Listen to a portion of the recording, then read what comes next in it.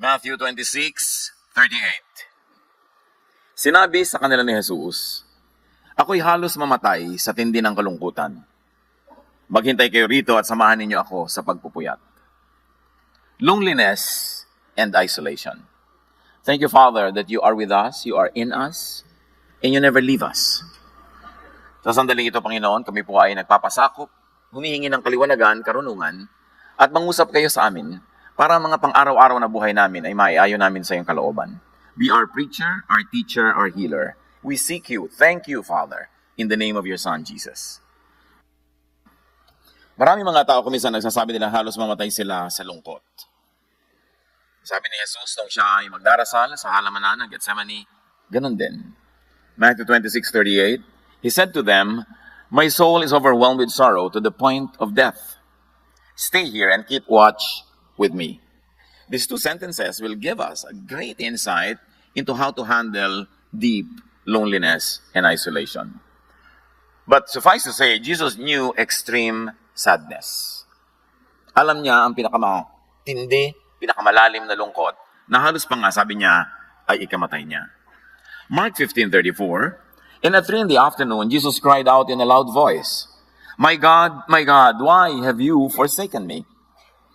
At nung malalagot ang kanyang hininga, ay naramdaman niyang nalagot din ang kanyang pakikipag-ugnayan sa Ama. Jesus knew extreme rejection, extreme isolation. Mga problema natin mga tao, ang ating isolation, rejection, and loneliness. Dinaanan na lahat ni Jesus yun. At kaya na tayo, gusto niya tayong tulungan. Jesus understands and can help those who are burdened with isolation and loneliness. At maaaring yun ay tayo o mga taong mahal sa atin sa buhay o pareho. Loneliness is a silent epidemic. Naglalaban na ng maraming mga bansa sa number 1 position sa dami ng nagpapakamatay taon-taon. Suicide is on the rise. And even in our happy nation and among our happy people, it is becoming a situation. Knowing and understanding loneliness could help much. Our own loneliness and that of people who are close to us. But loneliness is a subjective, personal, private experience. No one can truly be sad for you. Only you can be happy for you and can be sad for you. May nakikiramay lang, nakikihati, nakikitulong, pero ikaw lang talaga ang makababatid at makalulutas ng iyong sariling kalungkutan. Proverbs 14:10, each heart knows its own bitterness, and no one else can share its joy. So wala talagang tunay na pwedeng humati sa iyong lungkot at saya, kailangang ikaw ang gumawa ng paraan tungkol dyan. Kanya-kanyang puso, kanya-kanyang dala. But of course, we people around can help one another how to ease the burden and how to make the burden lighter. Loneliness is a reality among many people. It's only a matter of time before people would be lonely. So understand loneliness. Among the many phenomena in our lives, it's one that should be understood well because it's one that keeps coming back. It's one that is very threatening or even very presently real.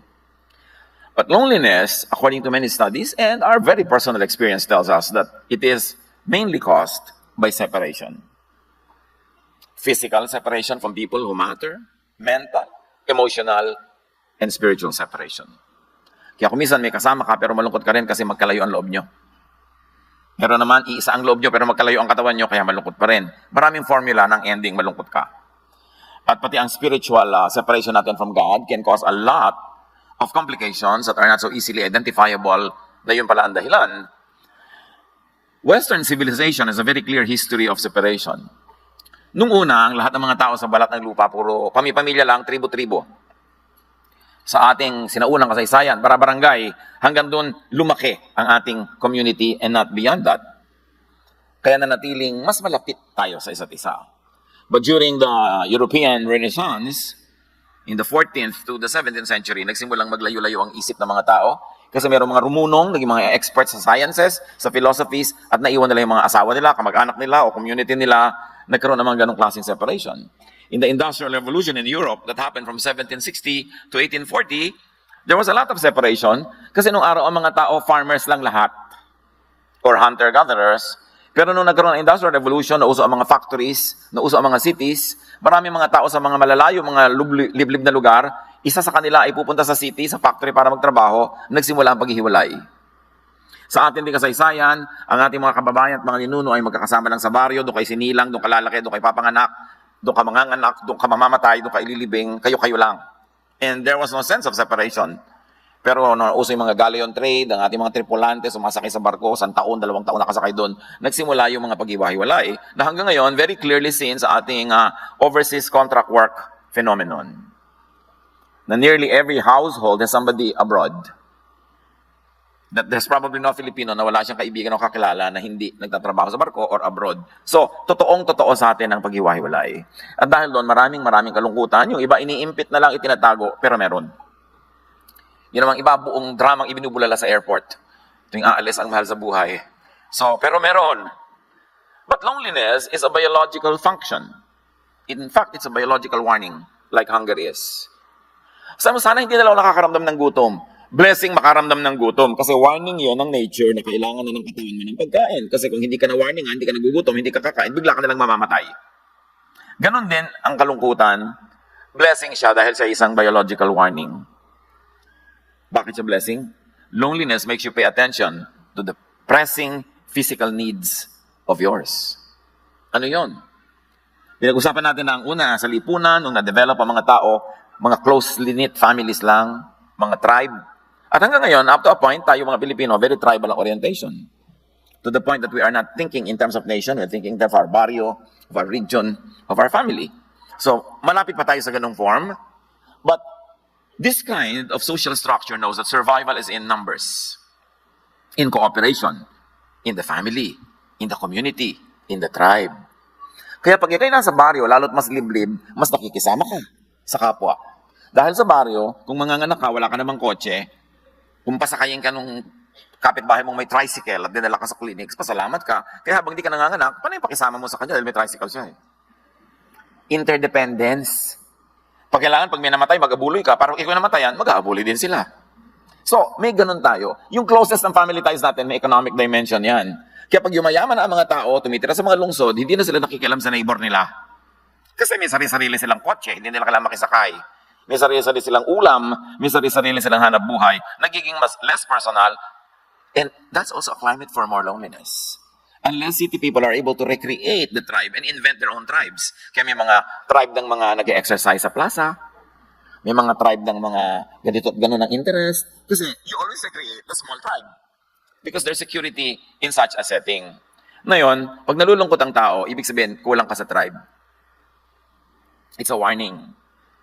So, in this context, aloneness is biologically dangerous. Bakit? Kasi yung survival mo depends kung may mga tutulong sa'yo, may support system ka. So, pag alone ka, nalulungkot ka, your body tells you, hoy, sobra ka nang separated and isolated, kaya nalulungkot ka, ikaw ngayon lalabas, magte-text, kaya magla mong maaalalang textan yung hindi mo naman naaalala nung masaya ka. Sabi mo, musta? Pero ang totoo, gusto mong ikaw ang tanungin niya na musta. Kaya sama ng loob mo pa sa inyo, okay, tapos hindi na sumagot ulit.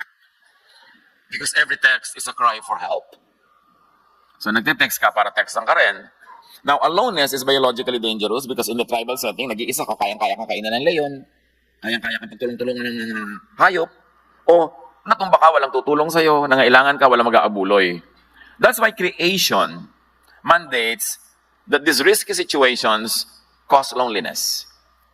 Risky na kulang ka ng social support, then nature wired you to be lungkot. That leads to longing for company and belongingness, and so people seek safety in community. Loneliness compels people to seek community, which really means survival. Loneliness is a biological warning na delikado ka, pagka nangailangan ka, walang tutulong sa'yo, pag namatay ka, walang maglilibing sa'yo, pag nagkasakit ka, walang magdadala sa'yo sa ospital, walang dadalaw. So, lumungkot ka ng lumungkot, para pag nalulungkot ka na, gagawa ka ng paraan to connect with people. Kailan usong-uso ang sense of community? In primitive times, because the tribe had to survive, or the family. Kasi pati mga hayop, kalaban mo rin eh. Kailan uso yan? When there is a need for interdependence. Kailan usong-uso ang sense of community? In times of poverty, or crisis, or trauma, or grief. Kaya pag may namamatay tayong mahal sa buhay, nakikita-kita tayo, naglalamay tayo doon, kwentuhan ng kwentuhan na walang katapusan, para i-comfort ang isa't isa. Ang lungkot naman, maglalamay ka mag-isa. Baka mauna ka pang ilibing doon sa bangkay. There's a classic example of this kind of lungkot that compelled somebody to move and reconnect. Luke 15:16-17, yung tinatawag nating prodigal son. Umalis sa tatay niya, inubos niya ang pera niya, tapos naghirap siya, na-employ siya, taga-alaga ng mga baboy, gutom na gutom siya, isolated siya, wala na siya kaibigan kasi wala na siyang pera. Sa tindi ng kanyang gutom, at dahil wala namang nagbibigay sa kanya ng pagkain, halos kainin na niya ang mga bungang kahoy na kinakain ng mga baboy. Ngunit, napag-isip-isip niya ang kanyang ginawa. At nasabi niya sa sarili, labis-labis ang pagkain ng mga alila ng aking ama, samantalang ako'y namamatay dito sa gutom. So niya, alam ko na, babalik ako sa tatay ko. I want that community, I want that food, I want that house. At kahit hindi niya ako tanggaping anak, basta nandun lang ako, okay na ako. Nung siya ay maraming pera, surrounded by prostitutes and having a good time, hindi niya naalala ang tatay niya kasi hindi naman siya nalulungkot. Hindi niya kailangan malungkot noon dahil may pera siya, meron siyang company, marami siyang nagagawa. Pero nung nanganganib na siyang magutom, mapag-isa, mamatay sa hirap, pinalungkot na siya ng kanyang sariling body system para mag-isip-isip siya to reconnect with his father. Sabi niya, uuwi ako. Kung di pa nalungkot, susuong pa more sa panganib. Pero nalungkot, yun ang blessing. Pinalungkot siya. Nakawire na sa atin yun, sa ating creation. We were fearfully and wonderfully made. Na may warning signal sa sarili mong isip, puso at katawan pag lumalagay ka na sa panganib. And being alone in life is dangerous. Because we thrive in community, in interdependence. Loneliness makes people pay attention to their social needs. Kaya sa mga impersonal societies, especially in the West, in the highly materialistic and developed economies, na ang relation ay hindi na dahil tiya mo siya, hindi dahil pinsan siya ng nanay mo, kapitbahay na matagal ng tiya mo. So gumagawa ang mga tao ng invented relationships. Kaya may mga gym club, camera club, at yung mga talagang mga alcoholics na walang tutulong, may Alcoholics Anonymous, sila-sila ang nagtutulungan, iniimbento nila yon. They have to go back to the cave and they recreate that kind of cave. Because loneliness makes people pay attention to their social needs. Ecclesiastes 4:8, ang isang taong nag-iisa sa buhay, walang kaibigan ni kamag-anak, ngunit walang tigil sa pagtatrabaho. Wala siyang kasiyahan. Ni hindi niya tinatanong ang sarili kung kanino mauuwi ang kanyang pinagpapaguran. Ito man ay walang kabuluhan, isang miserableng pamumuhay. So ipinakita dito, okay, so ang dami-dami mong pera, pero kung ikaw ba ay nakakomatose o ikaw ba ay naulyanin, yung pera mo nasaan? Sino mag-withdraw? Sino magbabayad ng mga bayarin mo? Kailangan mo pa rin ng mga tao. Kaya sabi niya, dapat hindi ka ganyan. Kahit marami kang kinikita, dapat may tao pa rin sa iyong paligid. So the misery of aloneness is meant to compel people to seek company. Dito ngayon maraming nga papariwara. Kasi kung minsan sa lungkot, hahanap na lang ng unang dadaan na nakapula. Pagka wala si Mr. Right, si Mr. Right now na lang. Yung kahit sino na lang, filling the blanks. At doon marami nagkakamali. Kaya kailangan bago ka dapuan ng lungkot, meron ka ng game plan. Meron ka ng support systems. May mga tao na sa mundo mo. Lalo kung bago ka magtagumpay. Kasi pag tagumpay ka na, paranoid ka sa lahat na lumalapit sa'yo. Baka may kailangan lang. Kaya mahalaga, bago ka magtagumpay, bago ka maging binibining kangkungan, bago ka maging super bilyonaryo, meron ka ng close friends. Nung pag-elementary, nung high school. Kasi pwede mong pagtiwalaan na nung walang-wala ka pa, kaibigan mo na siya. Importante yung ganong support systems. Now, the misery of aloneness compels us to seek company. Social need is related to survival. Being sociable has high biological value. Kaya kahit ngayon, pinapahalagahan natin yung people skills. Kasi pag may people skills ka, marunong kang makipagmabutihan, makisangkot, marunong kang makisalamuha, ang dami-dami mong benefits sa buhay. Being together with one's tribe helps one survive. Social skills are precious. Kaya mga magulang, nagkakamali kung ang lagi tinuturo nila sa anak nila maging competitive. Kasi kung competitive yan, halos walang kaibigan yan kasi lahat yan papatulan niya, lahat tatalunin niya. Dapat ang ituro natin sa mga anak natin how to be cooperative. How to coexist with people and make the most out of life by existing with people. Aloneness and isolation could mean death. That's why God designed you to be sad, to be miserable when you're alone, because biologically you are in more danger when alone. Ecclesiastes 4:9-10, ang dalawa ay mabuti kaysa isa. Mas marami ang bunga ng anumang gagawin nila. Kapag nabuwal ang isa, maitatayo siya ng kanyang kasama. And obviously, it's really important. Tulad ng halimbawa, magbabiyahe kayo, gusto nyo magbiyahe abroad, aakyatin nyo lahat ng bundok ng Nepal. Maganda mga 5 kayo. Para pag nahulog ka, may magbuhat naman sa pababa. Kasi kung tour guide lang kasama mo, ihuhulog ka na lang sa bangin. May insurance ka naman. Madalang, ang ganda dapat may kasama ka. Kaya dapat marunong ka makisama, marunong ka makipagkapwa. Para may sumama sa'yo.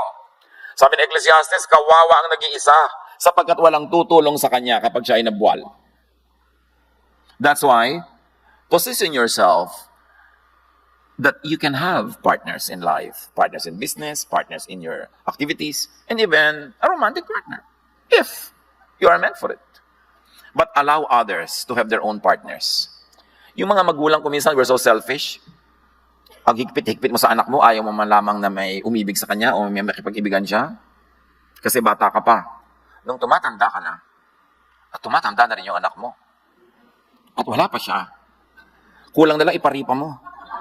Anak, kung sino man ang kumuha sa'yo, kasama ng mga kaldero natin, ang mga kotse natin, mga lupa natin sa kuko, ilalagay na natin, meron lang sumama sa'yo. Kasi alam mong, hindi siya dapat ding mag-isa sa anak ko hanggat maaari, hanggang pagtanda.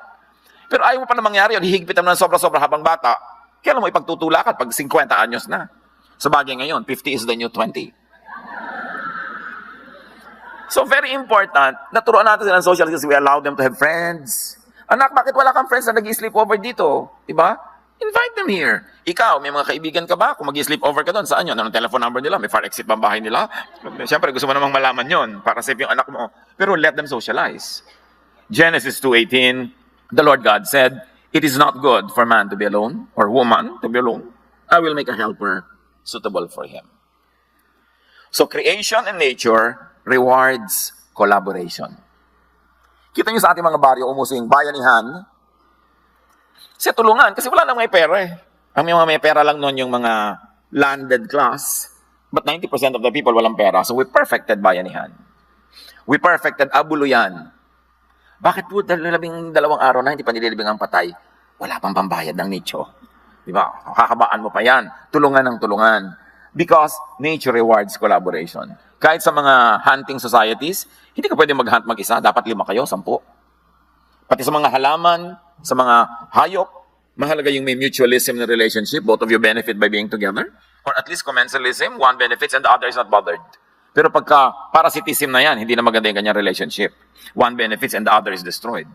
Teamwork is always rewarded, kahit sa sports. That's why even in the church, unity is important. Because when people are united, they're always stronger together.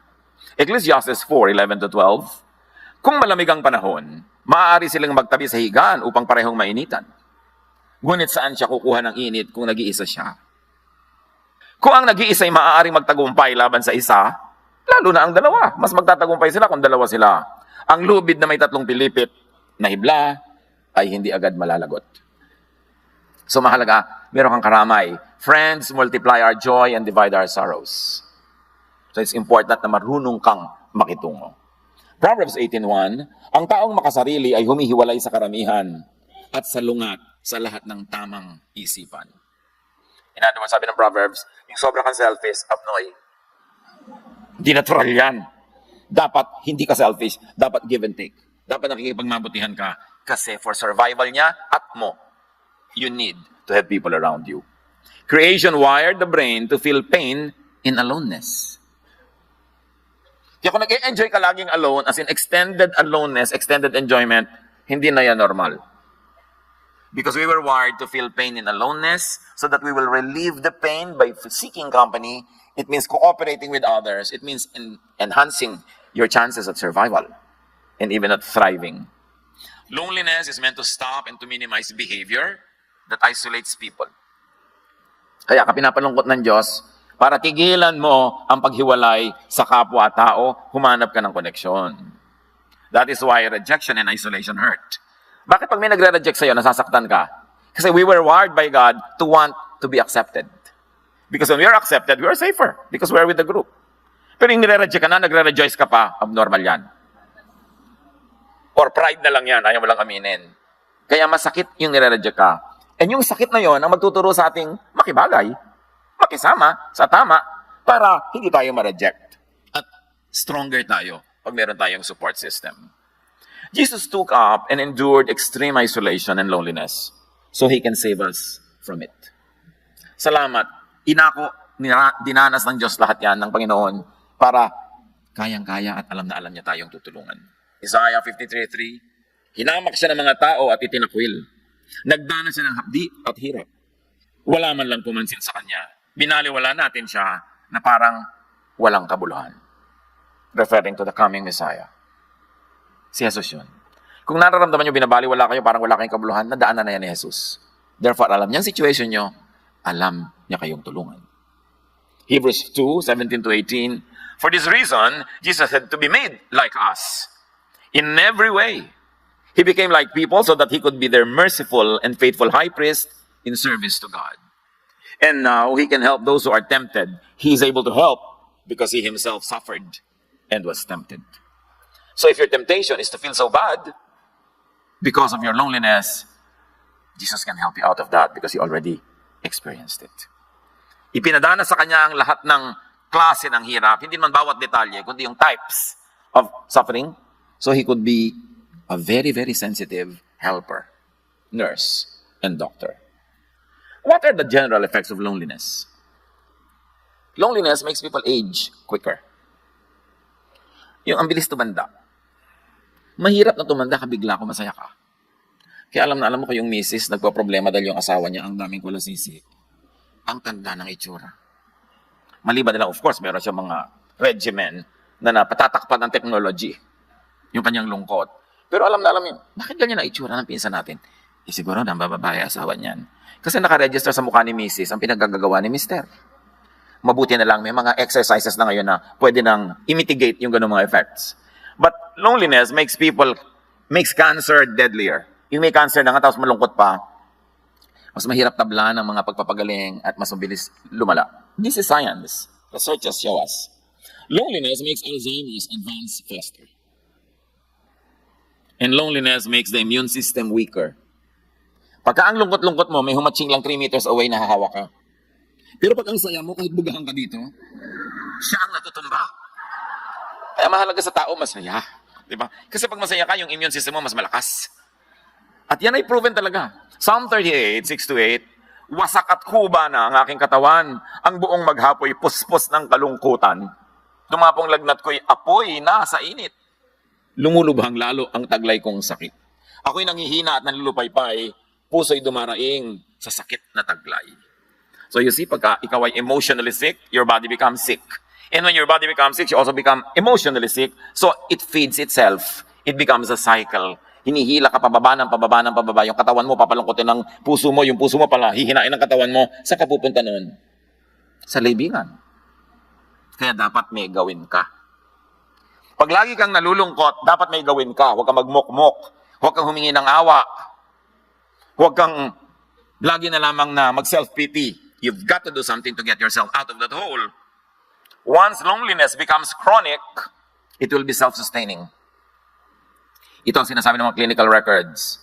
Pag ang lungkot mo ay sumobra na, siya na ang bubuhay sa kanyang sarili, siya ang magpapasidhi ng lungkot, siya ang magpapalala ng sarili niyang lungkot. It will feed on itself, it will be cyclical and self-sustaining until you get to deep, deep clinical depression.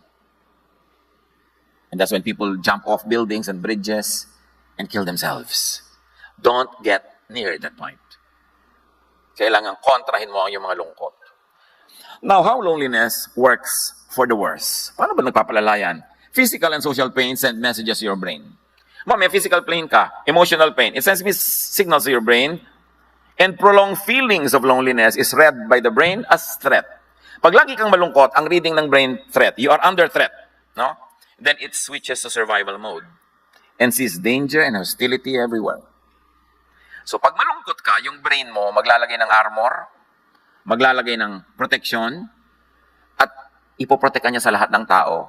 Kasi ko convincein ka ng brain mo na lahat ng tao may masamang sinasabi tungkol sa'yo. Lahat ng tao kalaban mo. Walang may gusto sa'yo. Lahat galit. Nanganganib ka. Lahat gusto kang patayin, sakalin. Lahat. Kaya lalo ka ngayong lalayo. That's why loneliness feeds itself. Because when you're very lonely, you become defensive. And when you are defensive, you drive people away. Kaya magiging cyclical. Because the lonely person is suspicious, unfriendly, defensive, offensive, and hostile. Mabangis, madaling magalit, madaling magsuspetsa, wala pinagtitiwalaan. Ganun pag malungkot. A sure formula for more isolation. Psalm 38, 17 to 20. For I am about to fall, and my pain is ever with me. Many have become my enemies without cause. Those who hate me without reason are numerous. And remember, this could only be a guni-guni. Perception ng isang taong sobrang malungkot. It need not be real. Pananaw yan. It need not be factual. But when you're lonely, you become paranoid. Lahat ng ginagawa ng tao, ang reading mo, niloloko ka, pagsasamantalahan ka. Kaya yung mga nalungkot dahil minsan nabigo sa pag-ibig, lahat ng mga dumadapong na sa kanya, binubugaw na. Kasi nakahalik siya ng palaka, hindi naging prince. Nagkaroon pa siya ng kulugo. Ngayon, dumadating na yung talagang palaka na prince, dinataboy mo pa. Siyempre, sometimes in life, you kiss so many toads before it turns to be a prince. Minsan naman, wala. Talagang kulugo. But you must never stop trying. Di ba? Don't live in the la mode. Kasi pag nasa dala mode ka, nagsara ka na eh. Parang ayaw mo nang mabuhay. Hindi mo na binibigyan ng sarili mo ng chance. Verse 20, those who repay my good with evil, lodge accusations against me, though I seek only to do what is good. Yan ang perception ng isang taong depressed. Bait-bait ko naman, masama sila. Inaapi nila ako. Pagka hindi ka nabati, iniistab niya ako. Ayun naman pala. Hindi ka lang talaga nakita. Pero laging pangit ang interpretation. Kasi nga yung loneliness mo, papalunlihin ka niya lalo. Hanggang magising ka sa katotohanan na kailangan mo siyang talunin, pero may mga iba, hindi nagigising, sila'y natatalo. Loneliness makes people assume the worst of other people's intentions. Ang malungkot, suspicious, paranoid, mapagbintang. Because of this perception of a hostile world, lonely people can become more self-centered and isolate themselves even more. That's why it feeds on itself. Psalm 102, 6-8, tulad ko yung mailap na ibon sa ilang, para akong kuwago sa dakong mapanglaw. Ang aking katulad sa hindi pagtulog, ibon sa bubungang palaging malungkot. Sa buong maghapon, ang kaaway ko, nililibak ako. Ito yung perception ng taong depressed. Mukha na akong ibong puyat. Mukha akong butiking pasay. Diba? Mukha ka ng tiriringgay. Talaga kung ano na nangyayari sa'yo. At pag hindi mo yan kinorek, ang susunod na level ng depression, pinapabayaan ng tao ang kanyang hygiene. Hindi na siya nagsisepilyo. Hindi na siya nag-shampoo. Hindi na siya nagsusuklay. Hindi na siya nagbibihes. So alam mo, grabe na depression mo ha. Amoy lupa ka na. Ang gagalit sa'yo yun, pagkagano'n, dahil nga paranoid siya. Pero danger sign yan. Mga kapatid, life is the primary duty of life. So when a person does something against life, like against eating, against enjoyment, against hygiene, the person is committing suicide. Slowly. Kailangan sensitive tayo sa ating mga kasama sa bahay. Mami, bad breath po si daddy, baka po depressed. Anak, nobyo ko pa lang, bad breath na siya. So, hindi yan depression. May gano'n naman, okay, mag-overreact. Pero bantayan ninyo ang inyong mga kasambahay. Kasi kung minsan clueless tayo, nagbibigti na pala. Importante to be open-minded. Feelings of isolation leads to tension and sadness, which makes you focus your attention selectively on the negative. Pagka-depressed ka at malungkot, lahat ng tingin mo negative. May suot kang lenses na dark, and the world is dark. Not because it is, but because you make it dark with your perception. Feelings of isolation makes you think negatively about yourself and others, and it leads to more isolation. This becomes more and more severe that you may find it harder to escape without professional help. Kaya pag kami sobrang ng depression, sobrang ng lungkot, kailangan na ng clinical intervention. It's good to see a psychiatrist. It's good to see a professional counselor. Sometimes you need chemical intervention, medication, to balance the blood. There are recent studies that now people can be restored without chemical intervention, but still in experiment stage. Kaya napaka-importante yung medication, proper food, proper nutrition to balance the blood. At least physically mabalance ka para ma-induce yung mind mo na maging balance din because the cycle has to be broken somewhere. If you cannot break it in the physical, you have to break it in the emotional part. But you have to break into the person, any of those entrance points would do. Kaya mahalaga rin yung spiritual experience. Yung naging maka-Diyos ka, naging prayerful, nagkaroon ka ng ministry, nagkaroon ka ng mission para ma-break yung cycle mo na pababa. Kailangan mayroong pumigil doon saan man effective at the moment. Loneliness isolates you from people, limits and minimizes or stops your interaction with friends. And there's a warning. If you're always declining invitations, you could be depressed. Iba-ibang excuses mo dyan. Busy ako, marami akong trabaho, matraffic, tinatamad ako. Pero what's wrong with you na ayaw mong dumalo sa kasalan? Masaya naman. Liban na lang yung talagang sobrang American accent na MC. Bakit ayaw mong pumunta sa patay? Di ba? Kaya mga kaibigan mo yan, dapat ka makiramay. But ayaw mong pumunta sa birthday party, kainan, sayahan. So, if you are turning down more than 80% of invitations from people that you care about or people who care about you, count it as a warning. Dahil lang gusto mo magmukmuk, mag-isa. Yun nga yung sinasabi noong verse na binasa natin. Payaman ka ng payaman, trabaho ka ng trabaho, mag-isa ka naman. Bakit? Ano ang nangyayaring deception in your life? When you decline invitations, warning. But there's a deeper warning when you no longer receive invitations. Dahil nagsawa na ang tao sa decline mo. Hindi ka na iniimbita. Lulubog ka ng lulubog sa aloneness. Pagka hindi na rin nakikisalamuha sa iyo yung iba, tulad ng ayaw mo makisalamuha sa kanila, now the outside world has become a manifestation of your thoughts. Yung loob naging labas. Sa loob at labas ng bayan kong sawi. Sabi ni Balagtas. Kasi yung niloloob mo, pagka nangyayari na sa labas, na ilipat mo na sa labas, yung dati, personal reality mo lang. Dahil ang labas sumusunod sa loob. Matter obeys thought. At pag laging ganun ang thought mo, susunod ang physical world mo dyan. So help yourself and help people when you see this happening. Remember, loneliness is a blessing. It is a warning that you should connect with people. That you should build bridges instead of walls. Sabi nga ng isang cheesy na poster, people are lonely because they build walls instead of bridges. It's a sign. Get out of loneliness if you are in it. Get people out if they are in it and you can help them. Get rid of its cause. You must question loneliness. Pag nag-iisa ka, lungkot-lungkot mo, ayaw mong makasalamuha, dala ka sa mga tao, ayaw mong makapabutihan, you must not accept that. Question it. Psalm 42:11, why, my soul, are you downcast? Para pamiwangan mo yung sarili mo. Bakit ka ba nalulungkot? Anong dramang bukid dyan? Tigilan mo yan. Why so disturbed within me? Put your hope in God, for I will yet praise Him, my Savior and my God. So, labanan nyo siya. Ba't ka ba nalulungkot? Anong arte mo? Tumigil ka. Dapat ganunin mo ang sarili mo. Pero mong gawin yun doon sa pasyente. Kasi baka lalong malungkot. Medyo dapat mas bula-bulahin mo muna siya. Huwag mabiglang ganun dahil baka lalong ma-depress. So sa sarili mo, you can do that. And change your loneliness mindset. Alam niyo ba na may mga mindset na talagang nakatugma para lumungkot? Pinapakinggang tugtog, malungkot. Aatin ng party, malungkot ang damit. Ang bulaklak niyang plastic sa bahay, malungkot. Pag nagayo siya ng plato yung pagkain, nakakaantok tingnan. Wala man lang ang saya, di ba? Mga ulam niya, gray. Dapat pinapasaya mo yung buhay mo. Kumisan kasi yung masaya baduy. Hindi bali na, basta huwag ka lang maloka. Kasi correct naman yung color scheme mo, pero nakakalungkot. Alam niyo, mga correct color scheme, malungkot, ha? Aminin niyo yan. Kaya mga damit mo, bulaklakan, yung mga ganyan-ganyan, para kang stabilo. Pero masaya ka. So, ang unahin mo yung masaya ka, huwag na yung correct ng mga itsura mo. Yung laging prim and proper, gray lang yun, black, mga somber colors, mga gusto lang yun na suot-suot ng mga nagyayaman-yamanan. Pasayahin mo ang sarili mo. Kaya tuwan-tuwa ako, minsan may nakita ko mga babae sa kalye, nag-iintay ng jeep, ang lalaki ng mga bulaklak sa ulo, mga ribbon-ribbon, garter-garter sa hindi ito malulungkot. Kasi, pinapasaya niya ang sarili niya. So, change the loneliness mindset. Romans 12:2, do not conform to the pattern of this world, but be transformed by the renewing of your mind. Then you will be able to test and approve what God's will is. His good, pleasing, and perfect will. And His will is that you get out of that loneliness mode. And you be happy and you enjoy life. That is the will of the Lord for you. Do not conform to the pattern of loneliness and depression. You have to get out of it.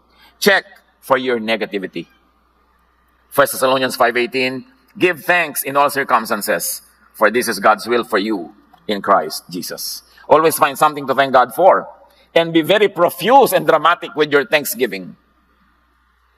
Meron, pastor, yung pong katabi ko sa worship, pwede ba ilipat niyo sa likod? Kasi worship lang, nagtatatarang pa. Yung kasasayaw. Eh, mabuti na yung kesa naniniga siya, tinihimatay sa lungkot. Di ba? Hayaan niyo na mag-express. Kailangan huwag sikilin ang sarili. Konting-konti lang dapat yung sinisikil. Dapat express yourself. Get out of loneliness and stay out of it. Seek God. Psalm 68:6. God provides homes for those who are lonely. He frees people from prison and makes them happy. But those who turn against Him will live in the desert or live alone. People are in prison. And most of those prisons were made by them. Or made by their people who matter in their lives, who do not know any better. Kailangan makalaya. That's why Jesus sets free.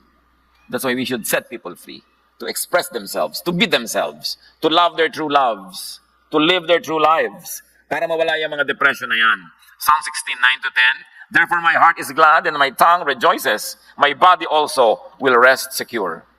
Because you will not abandon me to the realm of the dead, nor will you let your faithful one see decay. Many levels of meaning, but the general truth is this: God will not want us to decay. God would like us to be fresh. And His blessing is new every morning.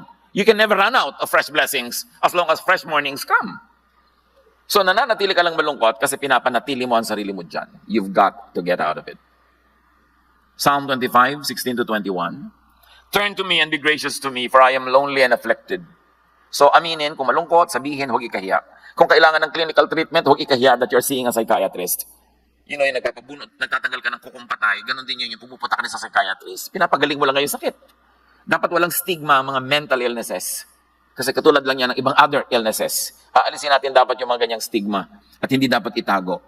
Mga pamilya, kung meron kayong mga member ng family na hindi katulad ng karamihan, yung kanilang mental behavior, yung kanilang mga itsura kuminsan, huwag niyo silang itago sa dilim. Lalo silang madedepress. Dapat silang ilabas, maarawan, mahanginan. Dahil yun ang binigay sa atin ng Diyos. Yun ang mahal natin sa buhay, yun ang pamilya natin. Huwag tayong mabuhay sa pagtatago, sa hiya. Yan ang nagpapadepress sa tao, yung pagtatago. Relieve the troubles in my heart and free me from my anguish. Look on my affliction and my distress and take away all my sins. Sins is living off the mark. It doesn't have to be immorality. It doesn't have to be doing bad things. Sin is living off the mark. Dapat nandun ka kung anong tinakda sa'yo, kung anong binigay sa'yo, yun ang ibuhay mo. When you're outside of it, that is sin. Hindi kailangan laging immorality ang sin na yan. Pagka hindi ka nabubuhay according to your design, according to how God made you, and you were wonderfully made, sala ka. Yun ang nagkakasala. Sa Laguna, sa Batangas, sa Cavite, pag sinabing mali, ay, sala. Hindi ibig sabihin kasalanan. Kaya yung sala, hindi mo lang na-hit yung mark. Kailangan i-hit mo yan. And when you're true to yourself, you will always hit it. Hindi mo lang ma-hit yan. Kung nangangapi ka ng iba and you're not living your true life. Guard my life and rescue me. And do not let me be put to shame. I take refuge in you. And God is our refuge. Naranasan na ni Lord na halos mamatay sa lungkot. Naranasan na siya na sa taimtim ng pagdarasal ay dugo, hindi pawis, ang lumabas sa kanyang noo. Alam niya, dinaranas nating lahat, He is our ever-present help in times of trouble. So kung nangangailangan ka ng tulong, magpatulong ka. At kung ikaw ngayon yung malakas, tumulong ka. That is the importance of interpersonal relationships. Get out of your aloneness, live your life, enjoy your life with people. May mga nakakadala, pwede mo silang iwasan, pero hindi ibig sabihin lahat nakakadala. Kung may nagkamali sa'yo, may sumugat sa damdamin mo, pwede mong iwasan kung paulit-ulit, pero hindi mo itatrato ang lahat ng tao sa mundo na katulad nun. Huwag mong sisingilin si Pedro sa utang ni Juan. At lalong-lalo, huwag kang mabubuhay na dala kasi magsasara ka para sa marami pang pagpapalang naghihintay na dumating sa buhay mo. My integrity and uprightness protect me because my hope, Lord, is in you. Dear Lord, teach us to hope in you. Sa mga kalungkutan ng personal, sa kalungkutan ng iba naming mga mahal sa buhay, turuan mo kami magdamay-damayan, magtulungan, tigilan ng mga pagkukunwari, mga pagbabalat kayo, maging totoo para makalaya. At sa paglayang ito makahinga ng maluwag, kami maarawan, kami ay mahanginan at makapamuhay ayon sa iyong magandang kalooban. Pagbulay-bulayan natin ang mga kahulugan ito sa buhay natin at sa buhay ng mga mahal natin.